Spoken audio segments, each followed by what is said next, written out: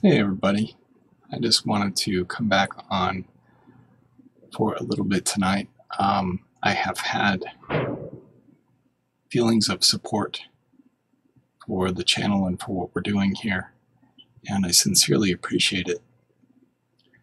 I had been talking in our last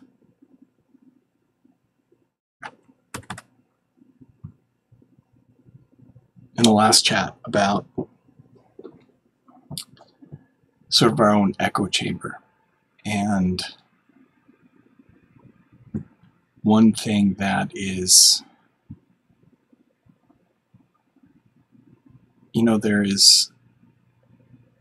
there's truth. Truth is not what we believe or think it is.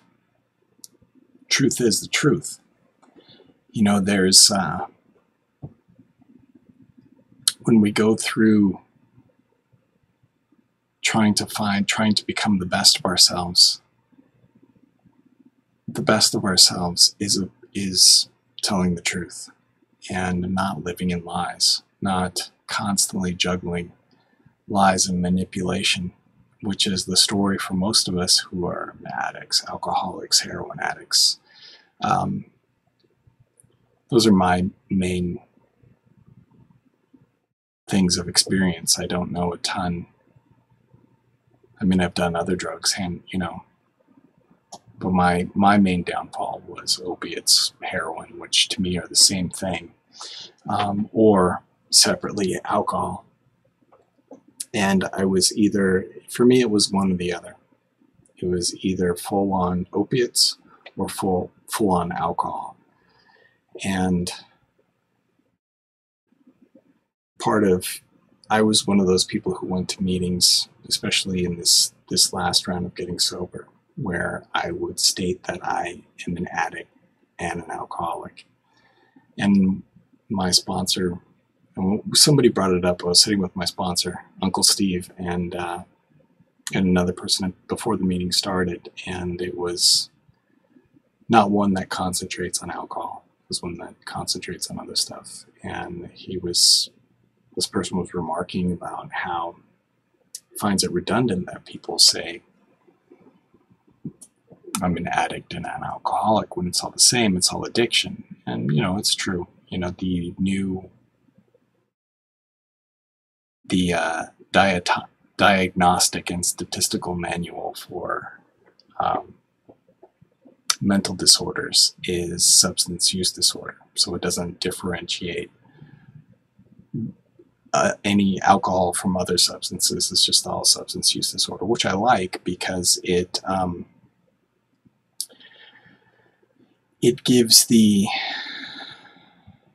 brings it all into one.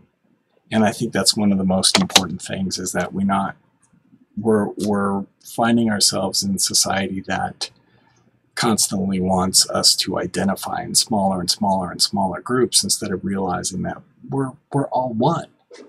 If you take a drop out of a lake, you can see the individual drop, but once you put it back into the lake, it just becomes one. And that's how I like to view people.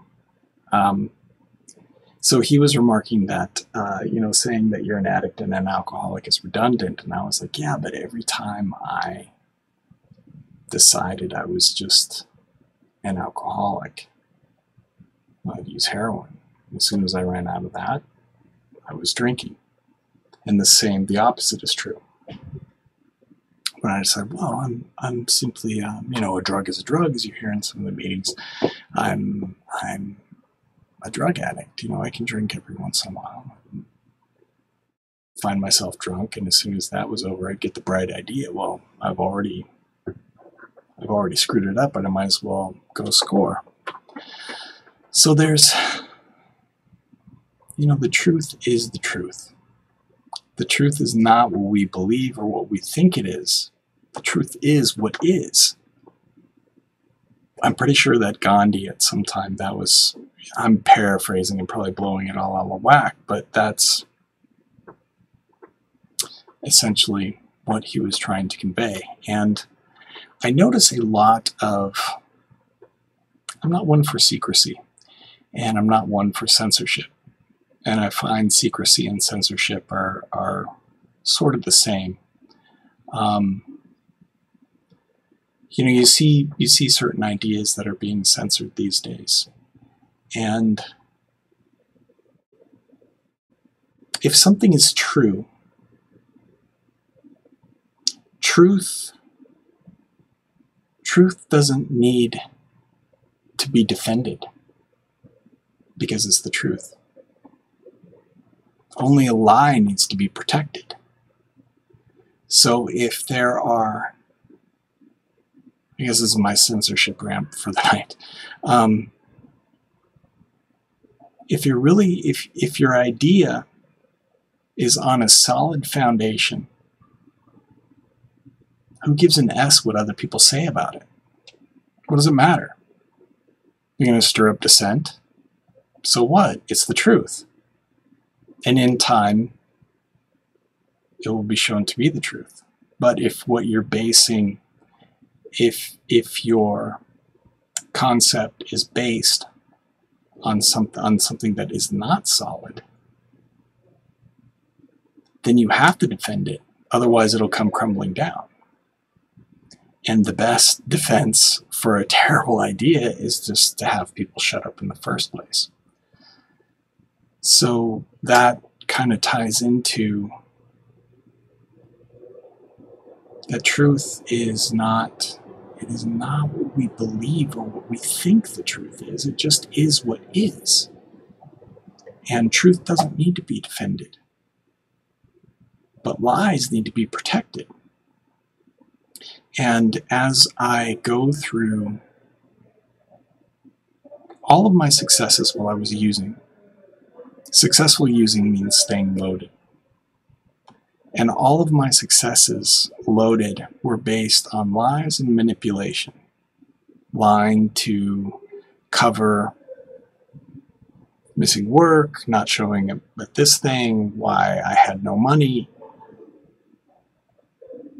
Or manipulating to get out of work, manipulating people to cover for me, manipulating family and other loved ones to give me money so that I could stay loaded. And so the success from lies and manipulation was being able to stay loaded. And in my search for success today, I don't want any success that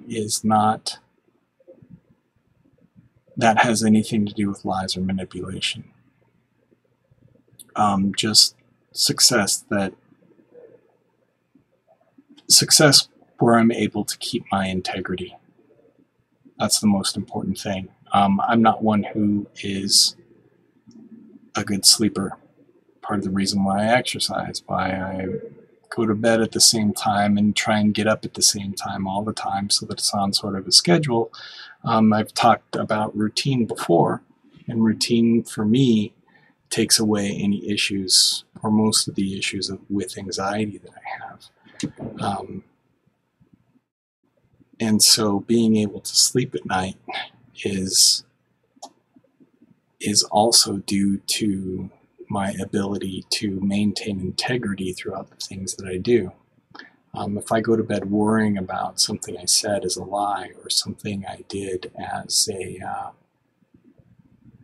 that could come out later, that is taking away from my ability to sleep, and it's just not worth it anymore. Most of us who like opiates and alcohol one of our excuses was to use the I can't sleep without it. And I had struggled with being able to sleep before I really started using drugs, but the reason was because I was a liar when I was a kid too. I learned this habit and cycle of lies pretty early in life. And it was it took a lot of practice to get out of. I talked about this in the last video too.